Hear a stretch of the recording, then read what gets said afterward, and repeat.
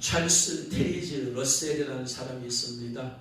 이 사람은 어렸을 때에 성경을 읽다가 지옥이라는 단어를 보았으나 사랑의 하나님께서 어떻게 지옥을 만드실 수 있느냐, 사랑의 하나님께서 어떻게 죄인을 심판해서 이 참혹한 불지옥에 보낼 수 있느냐, 사랑의 하나님하고 맞지 않는다, 그렇게 생각을 했습니다. 그래서 그는 지옥을 부인하였습니다. 그러면 사람이 죽어서 어떻게 되느냐? 죄인이 죽어서 지옥에 간다는 말씀 대신에 사람이 죽으면 모든 것이 끝난다는 영혼 멸절설을 주장했습니다. 영혼은 죽어서 살아 없어지는 것이지 죽어서 지옥 가는 것이 아니다라고 주장하고, 그는 20세 때 속해 있는 교회에서 이탈해가지고 자기와 뜻을 같이 하는 사람들과 성경을 연구하기 시작했어요. 사랑의 하나님이 절대로 지옥을 만드실 수 없고 절대로 심판하실 리가 없다. 하나님은 사랑이시기 때문이다. 한 가지만, 공의로우신 하나님은 빼버리고 사랑의 하나님만 생각하니까 논리적으로 맞을 수가 있죠. 그러나 하나님은 죄에 대해서 심판하시는 공의로우신 하나님, 거룩하신 하나님임을 그는 믿지 않을 겁니다. 그래서 그와 함께 뜻을 같이 하는 사람과 성경을 연구하기 시작했고, 그에 의해서 시작된 성경 공부 단체는 오늘날 전 세계 240여 국에 860만 명이나 있습니다. 그리고 대한민국에는 약 10만 명 이상의 신도들이 있습니다. 그 단체의 이름은 여호와의 증인입니다. 그래서 여호와의 증인 공식 웹사이트에는 이렇게 되어 있습니다. 인간 영혼의 존재는 사망시에 끝난다. 그래서 여호와 증인이 전도하러 다닐 때 꼭 사용하는 본문이 있습니다. 성경에. 그것은 누가복음 16장 부자와 나사로 이야기입니다. 저희 집에도 몇 번 왔었어요. 성경을 한번 얘기해봅시다 해서 얘기해보라고 하는데 그 말씀을 딱 피는 거예요. 이건 비유다. 실제 아니다.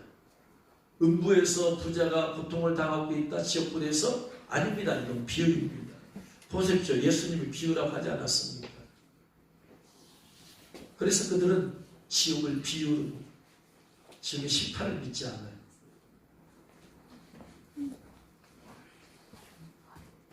그렇게 성경을 변질시킨 이유가 그의 마음속에 두려움 때문에. 두려움이 있으니까, 진리는 두려움이 있으니까 말씀을 믿지 못합니다.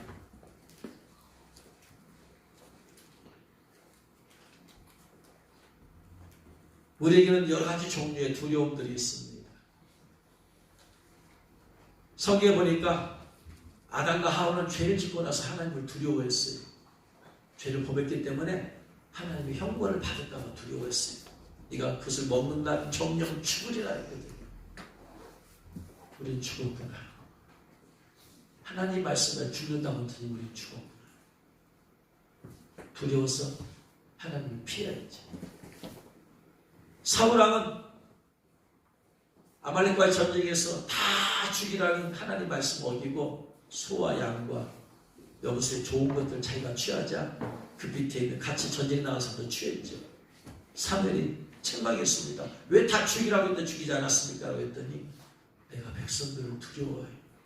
백성들이 다 이거 좋은 거, 너무나 좋은 건데 이거 가지십시다. 우리 하나님께 제사 드리고 남은 거 우리 가집시다라고 하는데 내가 반대했다가는 백성들이 나한테 들고 일어날까 내가 두려워해서 그랬습니다. 사람들을 두려워해서.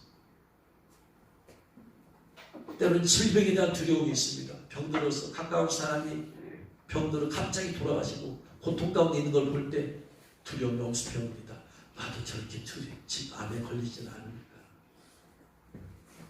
어떤 사람들은 마귀를 두려워, 귀신을 두려워해요. 그래서 꼭 TV의 남양 특집에서는 꼭 귀신이 나와. 두려워. 어떤 성도들은 예수님의 오심에 대해서 두려움을 느껴요. 주님 오시면 안 되는데, 지금 오시면 안 되는데, 맞아요. 준비가 안 된 사람들이지. 근데 오늘 말씀해 봤더니 역시 제자들, 예수님한테 3년 반 동안 훈련받은 제자들에게도 두려움이 있는 것을 보게 됩니다. 19절에 안식 후 첫날 저녁에, 안식 후 첫날이니까 예수님 부활절 하신 날이죠. 새벽에 부활하신 또 그날 저녁 때 예수님 부활하신 사실 모르고 제자 믿지 않고 있어요. 부활하셨다는 말씀. 그래서 유대인들을 두려워하여 예수님을 잡아간 유대인들이 자기 자신들도 잡아다가 저렇게 참혹한 형벌을 내려서 채찍질하고 거반 죽게 된 예수님을 십자가를 지고 골고다 언대까지 가디에서 거기서 못 박혀 죽게 한 그 유대인들이 자기들이도 똑같이 할까 봐 두려운 거지.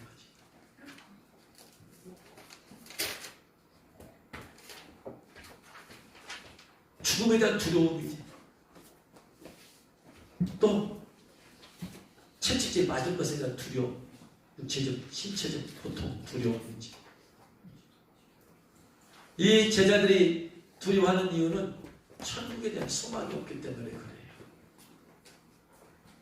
여러분, 더 좋은 천국이 간다면 죽음을 왜 두려워해야 돼요? 더 기다려야지. 사도 바울은 할 수만 있어 빨리 죽고 싶었어요. 이 몸의 육신의 장복을 벗어버리고 빨리 천국 가기를 원한다. 그러나 하나님께서 내게 맡겨진 사명이 있어 내가 못 가고 싶다. 마음은 지금이라도 가고 싶다. 우리가 지금 이 땅에 살아있는 이유는 이 세상에 살기 좋아서 더 살고 싶어 사는 게 아니라 지금이라도 온몸의 육체를 벗어버리고 몸의 장막을 벗어버리고 빨리 천국 가기를 원하는 것이 진짜 신앙이에요. 그런데 주님이 나를 통해 사실 일이 있기 때문에 사명 때문에 내가 아직 못 가고 있는 거예요. 이게 최고의 신앙. 할렐루야. 아멘. 나를 통해서 누군가 복음을 들어야 돼. 나를 통해서 주님 오시게 된 얘기를 들어야 돼. 누군가 나를 통해서 주님을 만나야 되기 때문에 그 사명 감당을 못했으니까 내가 아직 못 죽는 거고 못 가는 거예요. 근데 제자들은 그렇지 않고 유대인들을 두려워해요. 사람을 두려워해요. 사람. 진정으로 하나님을 두려워해야 되는데 우리의 영혼을 심판하신 하나님을 두려워해야 되는데 하나님보다 사람을 두려워해요. 그러면 사람이 눈치 보게 되어 있어요.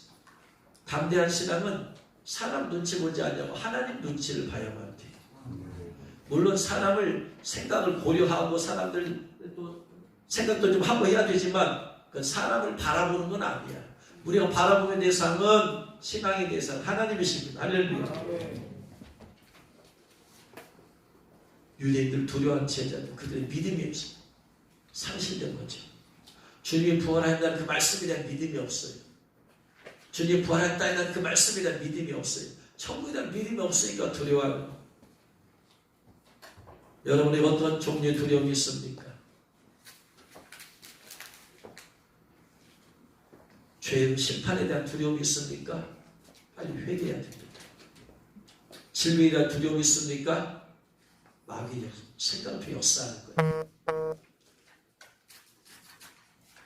하나님께서 영원히 살아난 자에게 범사가 잘되게 하시고 또한 강건하게 하실 줄로 믿으시기 바랍니다. 마귀와 귀신들에 대한 두려움이 있습니까? 나사렛 예수 이름으로 마귀와 귀신은 떠나게 되어 있습니다. 두려워하지 마시기 바랍니다. 주님께서 속히 오시는 두려움이 있습니까? 빨리 준비하세요. 주님 빨리 준비하세요.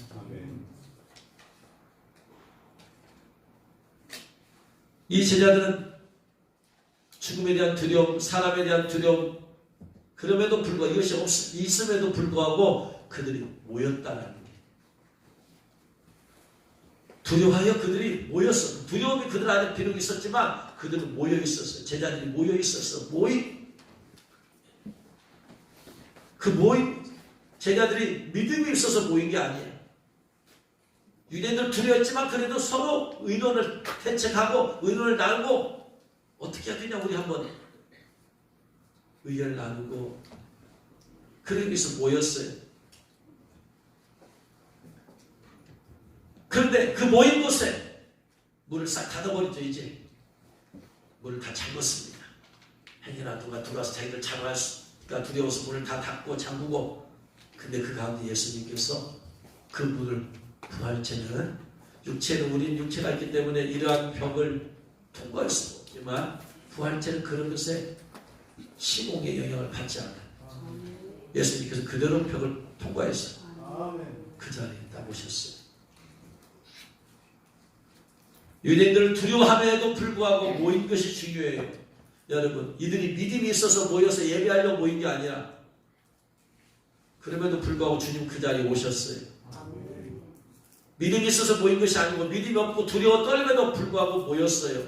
여러분, 믿음이 있어서 다 교회 나온 게 아니야. 믿음이 있어서 예배 드리는 게 아니야. 때는 믿음이 없을 수도 있어. 때는 근심이 걱정이 있을 수도 있어. 그럼에도 불구하고 모여야 돼. 할렐루야. 왜냐? 모인 그곳에 주님 오셨기 때문에. 왠지 가고 싶지 않아. 나는 믿음이 없어. 가고 싶은 마음이 없고 왠지 근심과 걱정이 많고 괴로움이 있고 두려움이 있어. 나 가기 싫어. 오늘 하루 한 번만 쉴까? 예배 쉴까? 아니, 그럼에도 불구하고 여러분 모임에 나오시길 주의 이름으로 축원합니다. 왜냐하면 마태복음 18장 20절에 두세 사람이 내 이름으로 모인 곳에는 내가 그들 중에 있겠다. 우리가 모일 때 주님이 임하십니다. 그래서 그런 찬양이 있잖아요. 우리 모일 때 주 성령이 많이, 우리 모일 때 주 이름 높이리, 우리 마음 모아 주를 경배할 때 주님 축복하시니, 주님 축복하시니.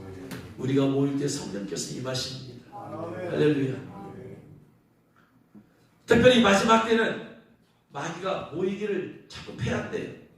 왜냐? 세상에서 놀러갈 일이 많고 즐거운 일이 많고 할 일이 많고, 그러니까 교회 모임이, 옛날에는 그 교회에 많은 모임들이 있었어요. 부흥집회 한다면 새벽, 아침, 저녁 막 그냥 직장을 빼면서까지 일로 내려놓고 막 모이고 그랬는데 지금은 다 바쁘고, 박사는 공부하러 바쁘고 알바하러 바쁘고, 성인들은 직장 일하느라 바쁘고 취미생활에 바쁘고 가정일 때문에 바쁘고 그냥 이 일 저 일로 바빠. 그런 것들을 통해서 마귀가 모이지 못하게 만들어. 왜냐하면 모일 때 주님이 임하시고 모일 때 은혜 받고 모일 때 치유되고 모일 때 회복되어지기 때문에. 그래서 마귀는 모이지 말아라. 어떻게든 안 모이게 만들어. 그러나 히브리서 10장 25절에 24, 25절에 서로 돌아보아 사랑과 선행을 격려하며 모이기를 패하는 어떤 사람들의 습관과 같이 하지 말고 오직 권하여 그날이 가까움을 볼수록 더욱 그리하자. 그날이 가까움을 볼수록, 그날이 바로 주님 오시는 날입니다. 주님 오신 날이 볼수록 더 모이기 힘쓰다. 할렐루야. 세상에 모이면 그냥 뻔질나게 돌아다니며 찾아다니면서, 예배 모임에는 또 주님을 기뻐하는 모임에는 안 나오는 사람들은 이거 영혼이 망할지죠. 세상에 임금은 마귀. 내가 세상의 모임에 많이 참여할수록 세상의 마귀의 유혹을 받기 쉬워요. 여기서 우리 이길 수 있는 방법은 예수님에는 모여서 여기서 힘을 얻어야 돼. 사랑과 선행을 격려 받아야 돼. 성령 충만 받아야 돼. 능력을 얻어야 돼. 하나님의 말씀을 들어야 돼. 할렐루야. 이 능력밖에 없어요. 일주일에 한 번씩 아침에 모여가지고 세상을 이길 수가 없어요. 제가 대학교 4학년 때 예수님 만나기 전에는 예배에 대한 그런 마음이 없죠. 근데 예수님 만나고 나서 보니까 예수님께서 주일 아침 예배 나가. 아침 예배 갖고는 안 되었어. 저녁 예배다. 그래서 또 은혜 받으니까 저녁 예배 가지고 상관해 보니까 일주일 동안 버틸 수가 없어요. 안 되겠다. 수요일에 나가야 돼. 또 수요일에 나갔어. 수요일날 나갔더니 월, 화 쉬었다가 수요일인데 목, 금, 토는 3일이야. 이거 안 되겠다. 금요일날 또 나가야 되겠다. 금요일날 또 나가. 금요일날 나가다 보니까 안 되겠어. 또 안 나간 그때는 또 영적으로 뭔가 충만하지 못한 게 있어서 안 되겠어. 그래서 에이 안 되겠다. 새벽마다 매일마다 나가자. 그거 하다 보니까 새벽기도 나가고 매일 새벽기도 나가게 되지. 매일 주 앞에 나가서 주님의 은혜의 보좌 앞에 가서 주님의 은혜를 받으니까 충만해지고 그 은혜가 있으니까 이기는 자 되어지더라. 점점. 할렐루야. 아멘. 그렇습니다. 주 앞에 나가야지. 은혜의 보좌 앞에 담대히 나가야만 돼. 그래서 우리가 은혜를 받아야지 이길 수 있어. 은혜를 받아야지 마귀를 이길 수 있어. 할렐루야. 은혜를 받아야지 죄를 이길 수 있어. 할렐루야. 은혜를 받아야지 어려움을 이길 수 있고 고난을 이길 수 있어. 할렐루야. 아멘. 그래서 모이는 게 중요해. 여러분 어떤 상황이 있어도 오해를 피하지 말고 계속 더 오해를 참여해서 땅의 사람 되지 말고 세상의 사람 되지 말고 하나님의 사람 되시기를 주의 이름으로 축원합니다.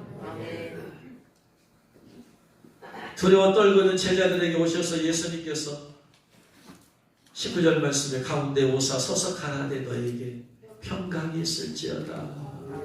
두려워 떨고는 그들에게 가장 필요한 것은 돈도 아니에요. 평안이 필요한 거예요. 평안이. 예수님께서 너에게 평강이 있을지어다 하는 순간에 그들의 마음에 평안이 임한 줄로 믿습니다. 평안이라는 말에 두 가지 종류의 평안이 있어요. 하나는 팍스라는 평화라고 하는 팍스라는 평안이 있고요. 또 하나는 샬롬이라는 평안이 있어요. 주님이 주신 것은 팍스가 아니고 샬롬 평안인 줄로 믿습니다. 팍스가 뭐냐면요. 팍스의 평안함은 뭐냐면 근심 걱정할 일이 없어야 돼. 그럼 우리는 평안해요. 두려워할 만한 어떤 것도 없어. 그러면 우리는 평안해요. 모든 것이 잘 돼. 걱정할 게 없으니 게 평안하잖아요. 염려할 게 없어요. 평안해요. 모든 것이 잘 돼. 평안해요. 이게 팍스예요. 그런데 샬롬은 뭐냐면은 근심하고 걱정할 일이 있음에도 불구하고 두려워하는 일이 있음에도 불구하고 그걸 초월한 평안이 하나님께 맡긴 삶에서 나타나는 로마가 추구했던 평화는 팍스예요. 팍스 평화는 로마가 그래서 강력한 군사력으로 전 세계를 다스리고 통치하고 어떤 소요도 어떤 반항도 반역도 잊지 못하도록 강력한 군사를 다스리고 통치하는 거예요. 그러면 그들은 평화의 세계를 만들어요. 지금 이 세상에 있는 사람들이 추구하는 평화가 바로 그거예요. 우리가 연합하자 세계가 유엔을 만든 이유가 우리가 평화로운 세계 만들자. 평화로운 세계 만들자. 이 평화가 팍스 평화예요. 팍스 평화. 인간들이 전쟁이 없는 사회 만들자. 전쟁이 있으면 평안함이 깨져버려. 불안과 두려움이 있어. 사람이 죽어나가야 되고 물자가 줄어들고 흉년이 되어지고 건물이 부서지고 어떻게 평안할 수가 없어요. 있어요 그게. 그러니까 우리 전쟁 없는 사회 만들자. 민족 간의 다툼과 분열이 없는 사회 만들자. 그래서 전 세계가 지금 추구하는 평화가 바로 그거예요. 이게 팍스 평화예요. 이것은 성경과 정반대 마귀적인 거예요. 왜냐하면 말세의 징조에 대해서 예수님께서 뭐라고 했어요? 민족과 민족이 서로 전쟁이 있어요. 앞으로 이제 나팔자기 계속해서 한번 첫 번째, 두 번째, 세 번째, 네 번째 불어갈수록 나팔자부터 진짜 재앙이 시작되는 거예요. 인의 재앙은 그냥 맛보기. 나팔자부터 진짜 재앙이 시작되는 것이고 대환란은 이제 대접자부터 시작되는 것이니까 앞으로 이 세상에 살기 좋은 세대로 돌아오지 않아요. 물가가 왜 이렇게 오르지 내리는 법이 없어요. 올라갈 뿐이야. 인의 재앙에서 극심한 인플레이션으로 말미암아서 계속해서 사람들이 먹고 살기 힘든 시대가 된다고 했잖아요. 그러니까 앞으로 여러분 이 세상은 아무리 과학자들이 힘쓰게 쓰고 아무리 정치가들이 와서 뭐 회의하고 어떻게 뭐 해보려고 하더라도 이 세상은 점점 더 살기 어려운 시대가 돼야 한다. 재앙의 시대로 되는 거예요. 근데 사람들은 성경 말씀을 대항해가지고 인간의 힘으로 노력으로 우리가 회의하고 우리가 동맹을 맺고 협정을 맺고 해서 평화로운 시대를 만들어보자. 어느 정도 그렇게 되는지 몰라도 안 돼. 이게 인본주의 팍스예요. 마귀가 일시적으로 주는 평화 팍스예요. 그래서 대사전서 5장에서 저희가 평안하다 안전하다 할 때 그때 예수 보십니다. 세상은 평화로운 세계를 만들어가려고 애쓰는 거예요. 정치가들 수많은 사람들이 좋은 시대를 만들어 애쓰지만 우리는 알아야 돼요. 좋은 시대는 오지 않는다.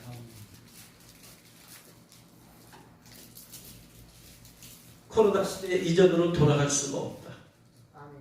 더 새로운 또 다른 또 바이러스가 또 나오게 돼 있고. 그러니까 여러분 팍스의 평화를 추구하지 마세요. 내가 돈도 잘 벌고 건강하고 내가 하는 일도 잘 되고 걱정도 근심도 없고 그러면 내가 평안하다. 이것이 하나님의 은혜다. 하나님 감사합니다. 아니다. 아니에요.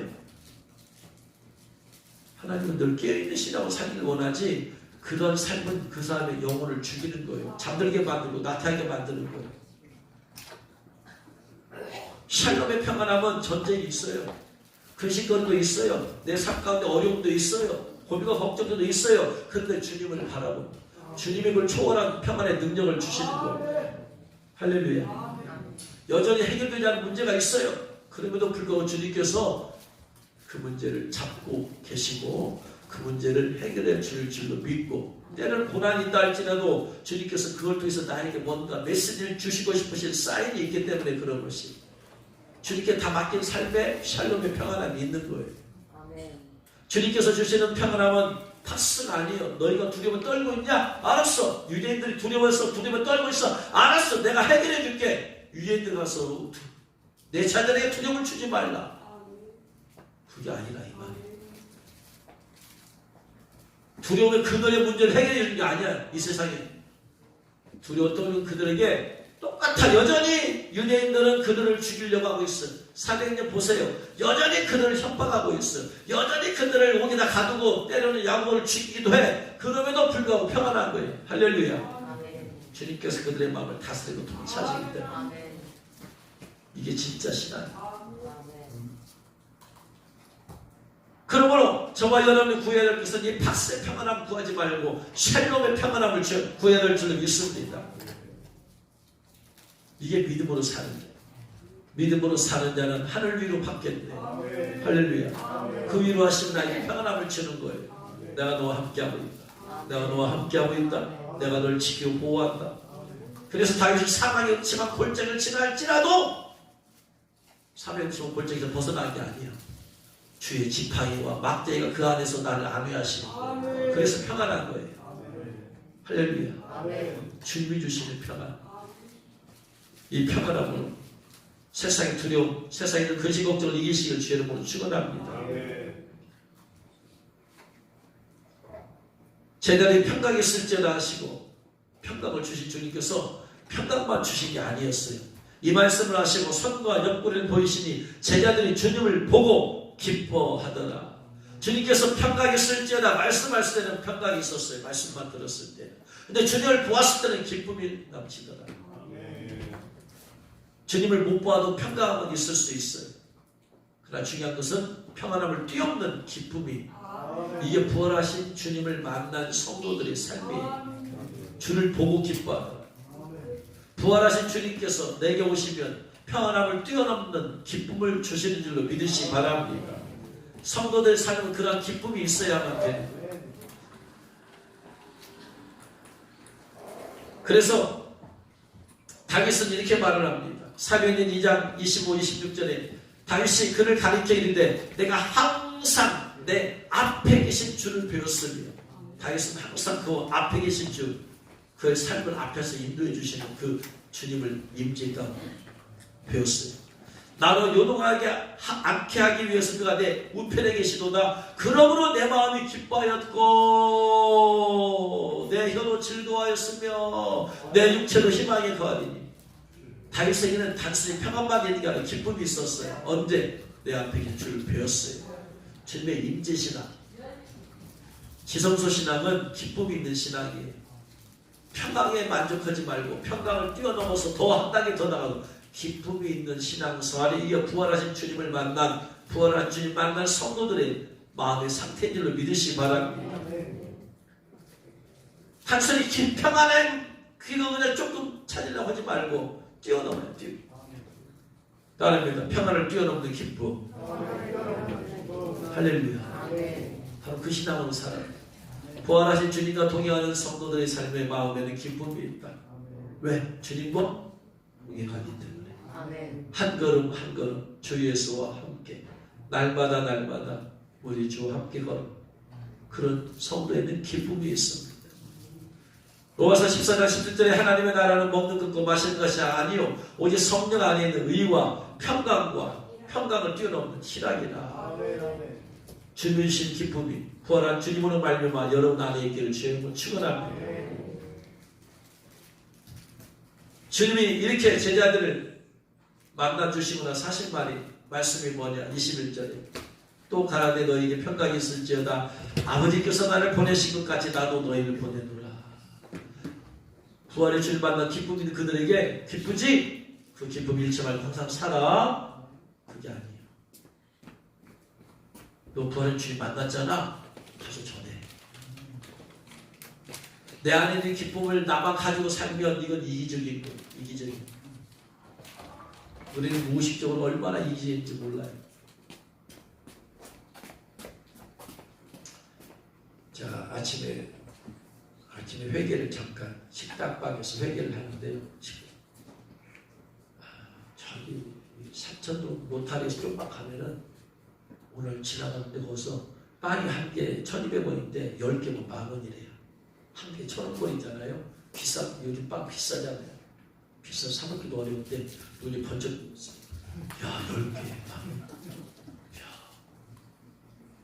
그래가지고 며칠 전에 갔어요. 가지고 10개를 샀어요. 딱 사다 놨어.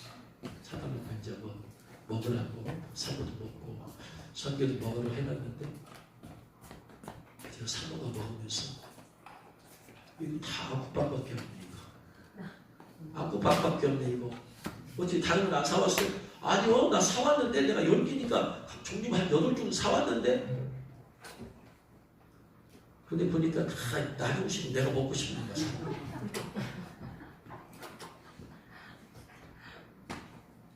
오늘 아침 그게 생각이 나는 거예요.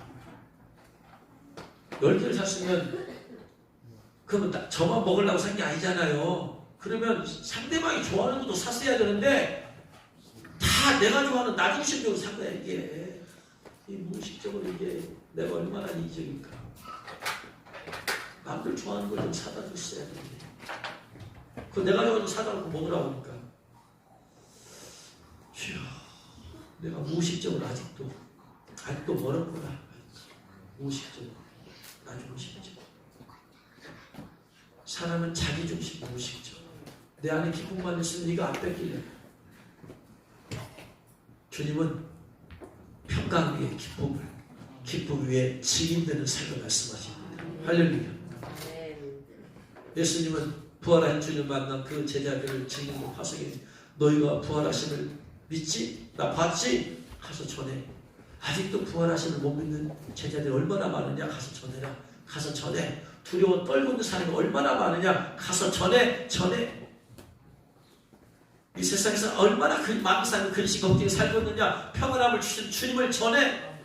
두려워 떨고 있는 자에게 주님을 전해. 병든 자들에게 주님을 전해. 천국에 소망이 없는 자들에게 천국의 소망을 주신 주님을 전해. 이 세상이 끝이라고 생각하는데 주님을 전해. 끝이 아니라 실패하고 있으면 전해. 전하라는 거예요. 여자들은 3번 태어난다고 그러죠. 첫 번째 엄마 뱃속에서 모태에서 태어난대요. 두 번째 태어나는 것은 성형외과에서 태어난대요.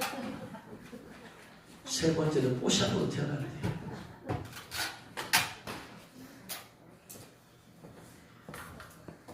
성경도 사람은 3번 태어났대요.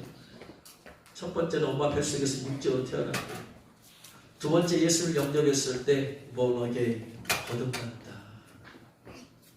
예수님께서 니고데모에게 말씀하시죠. 네가 물과 성령으로 거듭나지 않으면 하나님 나라를 볼 수 없다. 물과 성령으로 복음의 말씀을 듣고 예수를 영접하면 성령님이 들어오시죠.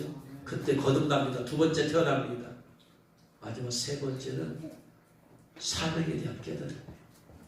아 그렇구나. 그래서 예레미야 1장 5절에 이렇게 말씀하고 있어요. 내가 너를 모태에 짓기 전에 알았고 모태에 짓기 전에 알았어. 태어날 걸 아셨어. 주님. 네가 배에서 나오기 전에 너를 성별하였고 두 번째 성별했어요. 나의 백성이다. 나의 자녀다. 거듭났지. 세 번째 내가 너를 여러 나라의 선지자로 세웠노라. 세 번째 삼위가 거듭나. 예레미야, 내가 이제 너에게 사명을 준다. 너는 여러 나라에 대해 선지자를 예언해라. 세 번째 태어나 사명으로 태어나지. 그래서 칼 힐티라는 분은 잠못 이루는 밤을 위하여라는 책에서 사명을 깨달은 사람이 행복한 사람이다. 왜냐? 사명을 깨달았다는 얘기는 내가 이 세상에 살면서 무엇을 해야 되는지 아는 사람이에요. 내가 왜 살아야 되는지 알고 있는 사람이에요. 이걸 알아야 돼. 사람들이 사명을 알지 못하기 때문에 사명에다 보다 집중을 하는 거예요. 주님께서 제게 준 사명은 주님 오심을 준비시키는 사명이에요. 이게. 그래서 사람들에게 있으면 50에 대한 계속 얘기를 해야 되고 깨우쳐져야 되고 그런 글을 써야 되고 말씀을 전해야 되고 이거예요. 어떤 사람에 대한 선교에 대해서 깨달은 사람이 있어. 그럼 선교해야 돼. 어떤 영혼 구원에 대해서 깨달은 사람이 있어. 구원해야 돼. 어떤 사람 기도에 대해서 깨달은 사람이 있어. 그런다. 내 삶은 기도하는 것이구나. 가정을 위해서 기도하는 것이구나. 누군가를 위해 기도하는 것이구나. 어떤 사람이 내가 가서 외쳐야 될 것이구나. 그의 삶이 그거야. 그걸 빼버리면 그 사람은 존재 이유가 없어 보여요. 그것 때문에.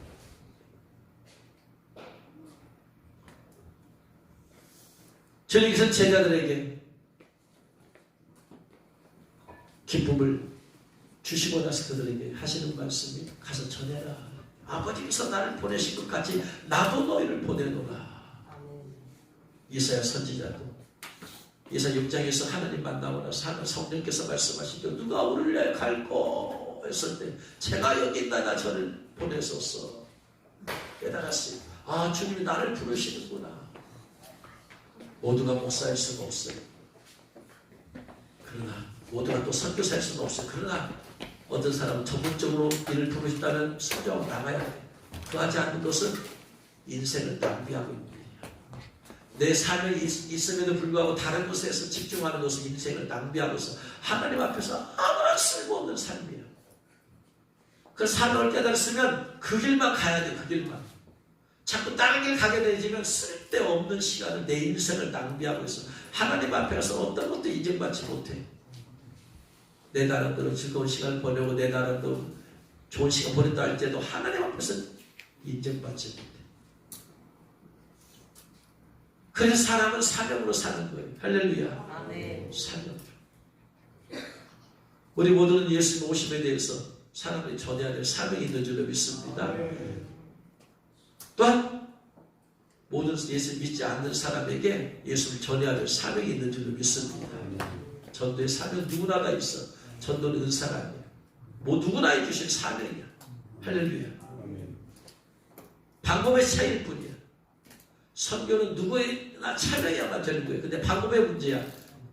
선지로 나가서 선교하느냐, 물질로 보내서 하느냐, 여기서 기도를 하느냐, 방법의 차이일 뿐이지 다 참여는 해야 된다. 할렐루야. 여러분, 주님께서 저와 여러분을 부활한 주님의 증인으로 보내신 줄로 믿으시기 바랍니다. 때를 어떤지 못 어떤지 예수님의 증인 되어야 될 줄로 믿습니다.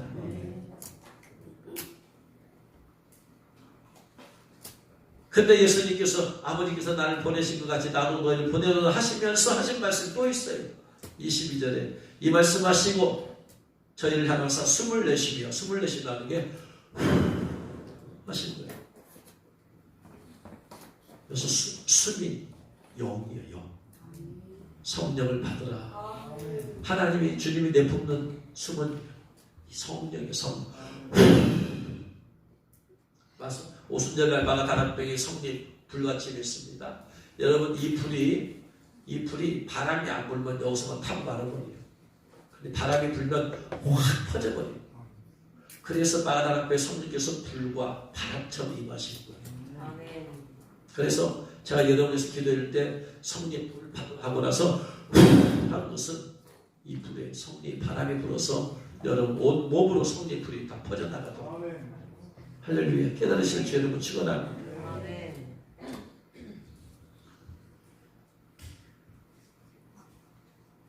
그래서 성령에 사로잡혀 있을 때 숨을 내쉬는 것은 성령의 바람이 들어가요. 현신의 권사님 집회 제가 신학교 다닐 때 저 이사장님이 현신의 권사님 양아들이 옛날엔 현신의 권사님 하면 옛날 성도를 모르는 분이 없을 정도로 유명한 신유한 사람 유명한 분인데 조희교 목사님이 입신을 내서 주님 앞에 갔었답니다. 그런데 주님이 난 너를 모른다 하더래요.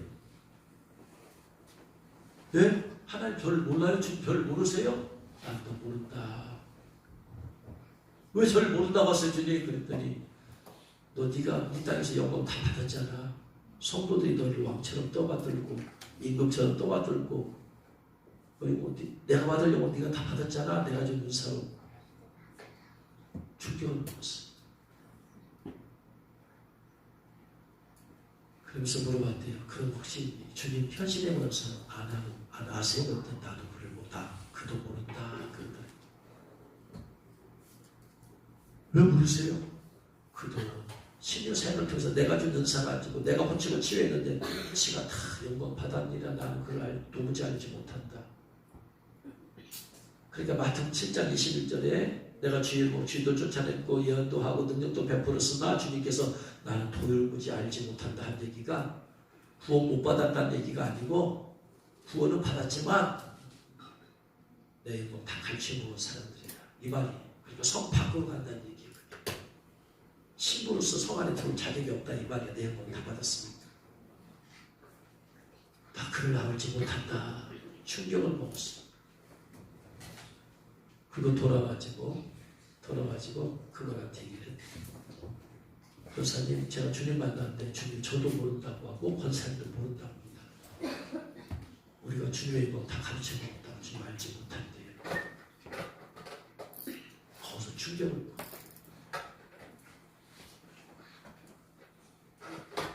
그래가지고 집회하면서 수많은 사람이 허둥하고 낸 것들이 있잖아요. 그걸 다 팔아가지고 북한 선교 하는 데다가 다 증여하고 다 그랬다. 근데 저희 그 이사장님이 그분 양아들이라고서 그 8월 신학교 옆에 교회가 있어요. 교회에서 집회를 한다고 해서 저도 한 번도 이름만 들어봤지 집회한 줄을 본 적이 없어서 한번 가봤어요. 가서 봤더니 그분이 건강 있는 연세를 많이 드셨고 못 걸어다니고 이렇게 잘 못 걸어다니고 가는데 휠체어 타고 가시면서 이렇게 신유 집회를 하시는데 보니까 그래요. 와서 보니까 귀머거리가 왔어요. 봤어요. 어떻게 하는 거 봤더니 머리를 이끌어가지고 귀에 대고 숨을 내쉬고 그리고 귀를 만져줘. 그거 들리냐고 했더니 들려요. 숨을 내쉬면서 그러니까 숨을 낼 때 성령이 역사하시고 할렐루야. 벙어리가 왔어요. 벙어리 어떻게 하았더니 입을 딱 벌리더니 숨을 내쉬고 할렐루야 했더니 할렐루야 혀가 이렇게 그래서 영성 사역하는 분들은 그 시간에 성령을 사로잡혀서 성령 충만의 잡힘이 있기 때문에 기름 부음이 완전히 장악됐기 때문에 그런 분들 그런 걸 하는 거예요. 성경에 있는 그대로. 그러니까 예수님께서 제자들에게 성령을 받으라. 여기서 숨 이게 원어로 영이에요. 영. 예수님의 증인으로 보내시면서 예수님께서 성령 충만 받으라. 그냥 가지 말아라. 내 증인이 되는 자들아 그냥 가서 전하려고 하지 말고 뭐하라. 성령 충만 받고 가서 전해라. 할렐루야. 증인되는 성도들에게 절대적으로 필요한 것이 성령 충만인 줄로 믿습니다. 증인 되길 원하는 사람들은 절대적으로 성령 충만함을 받아야 될 줄로 믿습니다. 그래서 사도행전 1장 8절 말씀에 오직 성령님이 임하시면 너희가 권능을 받고 예루살렘과 온 유대와 사마리아 땅 끝까지 내 증인 되어지리라. 할렐루야. 성령 충만함을 받으면 증인이 되어지는 거예요. 성령 충만 안 받으면 내가 증인 되려고 노력하는 것이고. 무슨 말이냐면 성령 충만을 받은 권능을 받으면 증인이 되리라 그랬어요. 되리라. You will be my witnesses. 네가 증인이 되어진다. 되어진 것은 수동태예요. 능동태가 아니야. 우리는 전부 다 그 말씀을 수동태로 능동태로 알아듣고는 증인 되라. 물론 능동태도 있어요. 땅 끝까지 내 증인이 되라. 이건 능동태예요. 수동태예요. 능동태. 되라고 했으니까 내가 막 하면 돼. 근데 성령의 권능을 받으면 증인이 되어지리라. 수동태. 내가 권능을 받으면 성령께서 복음이 필요한 사람을 내게로 이끌어주세요. 내가 기도하더라도 꼭 가만히 있어만 되는 거 아니에요. 전도를 가더라도 주님께서 나를 중심으로 해서 이끌어주시고. 능동태는 내가 중심이 아니에요. 다른 사람이 중심이야. 그래서 나를 그렇게 보내는 거예요. 그러니까 권능을 받으면 나는 수동태가 아니고 하나님께서 나에게 보내주시는 거예요. 할렐루야. 깨달으시는 주님을 축원합니다. 그래서 권능을 받은 사람은 증인이 되어지는 거예요. 이상하게 그런 사람을 만나게 해주시는 거예요. 이상하게.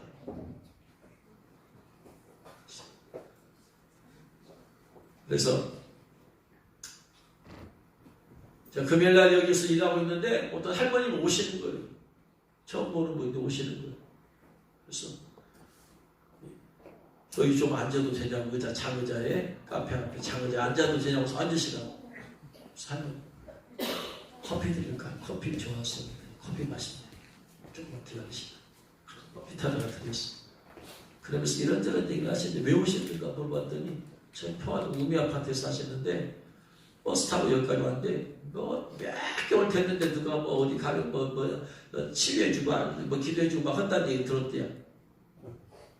그래서 아무튼 저도 모르는 얘기고 그래서 오셨으니까 그래서 이제 복음을 전하기 시작했어요. 그래가지고 예수님 영접시키고 이런 얘기를 했는데 교회를 5년 동안 다녔는데 아무튼 지금 안 다닌 것이 그래서 제가 모시다 드리면서 전화번호 받고 이렇게 했는데 예수님 영접하고 기도해 주는데 주님이 그분을 사랑하신대요. 그걸 사랑하셔서 보내신 거예요. 마침 제가 그 앞에서 일하고 있는 시간에 맞춰서 제 시간에 주님 맞춰서 보내신 거예요. 증인이 되어지게 하시는 거예요. 제가 뭐 그분 찾아가서 어떻게 전도하겠어요? 되어지게 하시는 거예요. 성령의 권능을 받으면 되어지는 것이다. 그래서 성령을 받으라 되는 이유는 주님께서 그 사람을 중심으로 해서 일하시기 시작하는 것입니다. 그 사람을 통해서 역사하시는 거예요. 할렐루야. 우리가 증인 되려고 해야 되지만 성령 충만 받으면 되어진다. 그래서 누가 나한테 연락이 와. 복음에 들으려고 누가 연락이 오고 누가 우연을 빙자해서 만나게도 되어지고 여기서 성령을 받으라는 말씀이 이게 람바노예요. 람바노가 무슨 말이냐면 영접하다, 붙잡다. 성령님을 네 마음의 중심에 영접해라. 성령님의 다스림과 통치를 받아라. 성령님을 붙잡아라. 네 힘으로 하지 말고 성령의 능력을 붙잡아라. 성령님을. 그래서 성령께서 인도하시도록 해라. 이 말이에요. 이 70인 여기에는 람바노라는 단어가 라카흐라는 단어. 라카흐. 주님 오실 고도시라는 책에 보면 라카흐라는 단어가 나와요. 예수님 신부 단장. 라카흐라는 단어가 이게 어디로 두 가지 의미로 크게 보면 두 가지 의미인데 하나는 검을 들다 이 말. 성령을 받으다가 검을 들다라는 의미로 쓰여졌어요. 창세기 34장 25절에 제3일에 아직 그들이 아파할 때 야곱의 아들 디나의 오라버니 시몬과 라위가 각기 칼을 가지고 가다. 라카. 그래서 성령의 검, 곧 하나님 말씀을 가지고 성령의 검. 성령 받는 것이 결국 뭐다? 칼을 받는 거예요. 칼. 그래서 영적 전투에서는 성령의 불 칼로 검으로, 그래서 축사할 때 잘 안 나올 때는 마귀 성령의 검으로 용박의 머리를 잘라버립니다.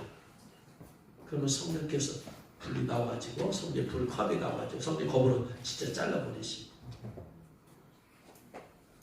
그러니까 성령을 받는 것은 말씀의 검을 받는 거예요. 말씀에다가 능력이 더해지니까 그 말씀이 검이 되는 거예요. 할렐루야. 혹은 이 라카흐라는 단어가 뭐냐면 아내로 맞이하는 거예요. 아내로. 창세기 24장 67절에 이삭이 리브가를 인도하여 그의 어머니 사라의 장막을 드리고 그를 맞이하여. 이삭이 리브가를 아내로 맞이하듯이 성령님을 맞이해라. 그리고 성령님을 소중히 여겨야 돼요. 성령님의 인도하심과 역사는 아주 민감합니다. 민감함을 여러분 깨달아야 돼요. 민감해. 성령 충만할수록 아주 민감해. 사소한 죄도 여기서 벌써 발동이 돼요. 사소한 죄를 지어도 성령께서 민감하게 여기서 슬퍼하시는 기색을 나타냈어요.